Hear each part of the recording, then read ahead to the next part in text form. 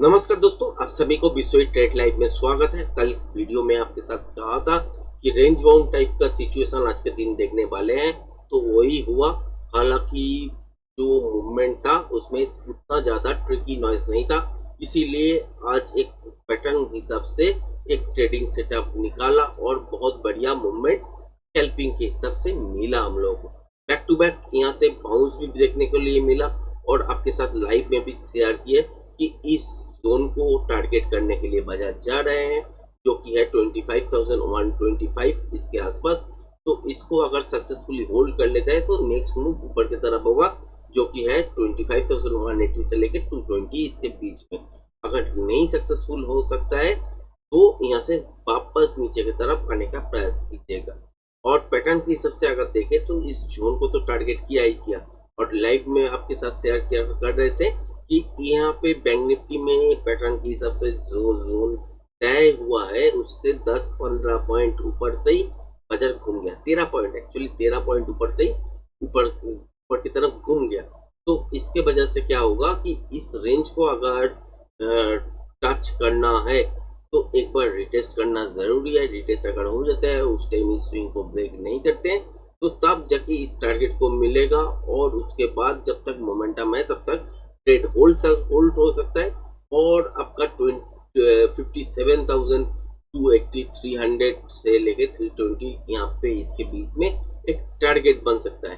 अगर यहाँ से बाउंस करने के बाद देखते हैं कि इस लेवल को ब्रेक नहीं कर पाए तो मान लीजिए कि यहाँ से नीचे और तो नहीं जाएगा, मगर इसको टच करने के लिए जरूर आ सकते हैं। वही हुआ आज के दिन। तो कल के लिए क्या ट्रेडिंग सेटअप बनेगा, यही आपका सवाल होगा।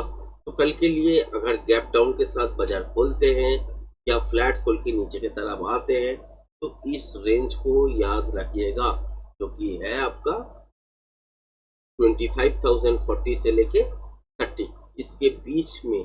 अगर गैप डाउन के साथ खोलते हैं या फ्लैट खोल के नीचे की तरफ आते हैं, इसको अगर ब्रेक नहीं करते तो मान के चलिए यहाँ से आपका एक रिवर्सल साइन अगर मिल जाता है तो वापस ऊपर की तरफ मूवमेंट होगा, जो कि है 25,100 से लेके 120 इसके बीच में। उसके बाद क्या होगा, उसके बाद अगर कंटिन्यूएशन पैटर्न बनाते हैं तो यहाँ से ऊपर की तरफ नेक्स्ट ट्रेडिंग सेटअप का मूव आपको देखने के लिए मिलेगा। अगर यहाँ पे रिवर्सल पैटर्न बनाते हैं तो यहाँ से डायरेक्ट नीचे की तरफ आने का प्रयास कीजिएगा। तो कल का दिन कैसे रहने वाला है, कल का दिन रेंज बाउंड टाइप का रहने वाला है। तो बड़ा तो मूवमेंट, ना नीचे गिरेगा तो बड़ा मूवमेंट मिलेगा, ना ऊपर उठेगा तो बड़ा मूवमेंट मिलेगा। मॉर्निंग सेटअप में आपको देखना पड़ेगा कि मोमेंटम कितना है, उसको ही आपको इनकैश करना है।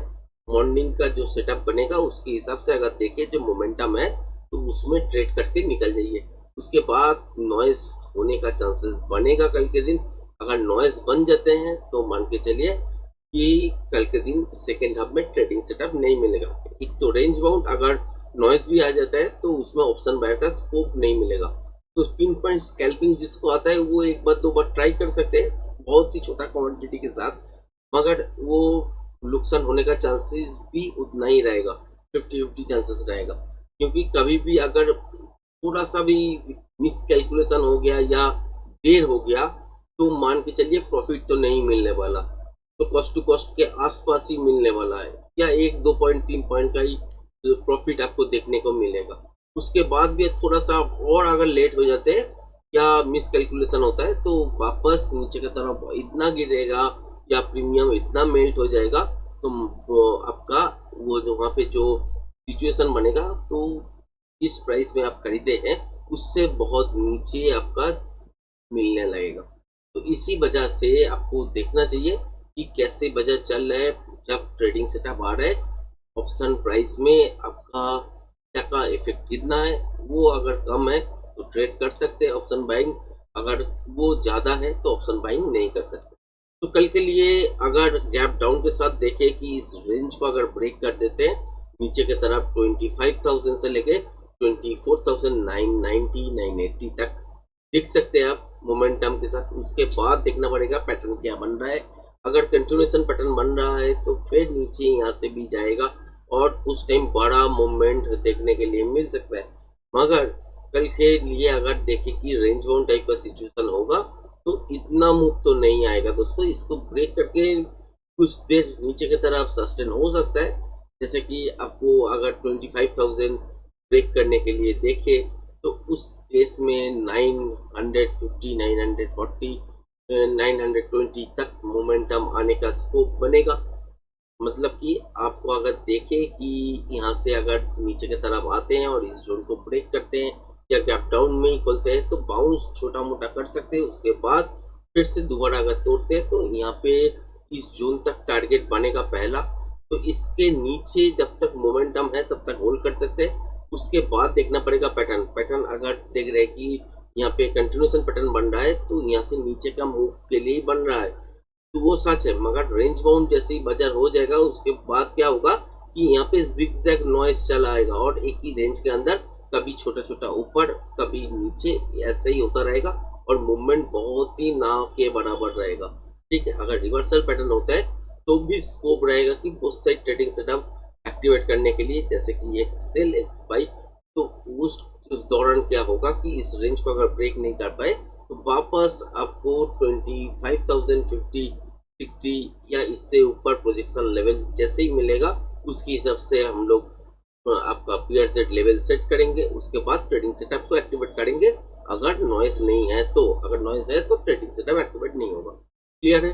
तो अगर गैप आपके साथ खोलते हैं फिर भी अगर इस जोन के अंदर खोलते हैं तो डाउन साइड की तरफ ही मूवमेंट आएगा। उस टाइम आपको रिवर्सल साइन देखना पड़ेगा। अगर मिलता है तो यहाँ से वापस नीचे की तरफ ही देखने के लिए मिलेगा।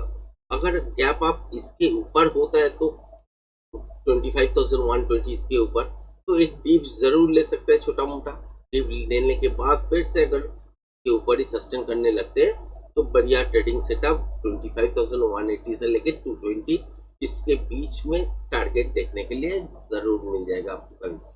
बैंक निफ्टी में अगर देखें तो सिचुएशन यही है कि एक ट्रेडिंग सेटअप तो बहुत बढ़िया हम लोगों को मिला। यहाँ पे हम लोग प्रॉफिट बुक किए, उसके बाद टारगेट के लिए देख रहे थे, यहाँ तक आया 13 पॉइंट और नीचे तक नहीं आया। उसके बाद छोटा मोटा बाउंस किया और आपके साथ लाइव में भी बताया कि अगर रिटेस्ट के बाद अगर देखते हैं कि इस लेवल को ब्रेक करते तब जाके यहाँ पे जाएगा, नहीं तो नहीं जाएगा। तो वही हुआ। आज का दिन अगर देखे तो यहाँ पे एक बाउंस था।